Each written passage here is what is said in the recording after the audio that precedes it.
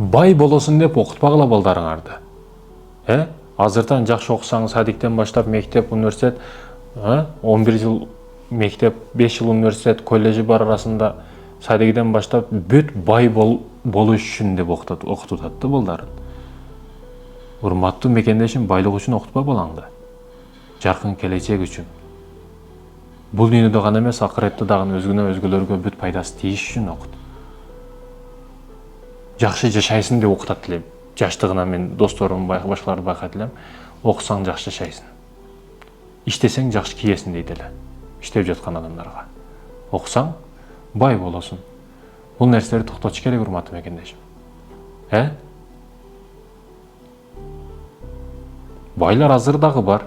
Байдын балдары анда окубаш керекпи? Алар бай. Сиз кедей экенсиз, макул, эми кедейликтин дагы негизги себеби, урматтуу мекендешим, жалкоолуктун натыйжасы да бул. Албетте кээ бирөөлөр капа болушу мүмкүн, таарынышы мүмкүн бул сөзгө, бирок ачуу чындык да. Жалкоосуң, мойнуңа алып кое бер. Төшөктө жатасың, телефон чуклайсың, ошонун айынан кедейсиң да сен. Иштеп аткандар өнүгүп атат, Аллах берип атат. Кантип эле күнү түн иштеп аракет кылганга Аллах бербей койсун. Берет. Сен артыңды көтөр, ойлон. Акыл калчап, ишиңди кыл.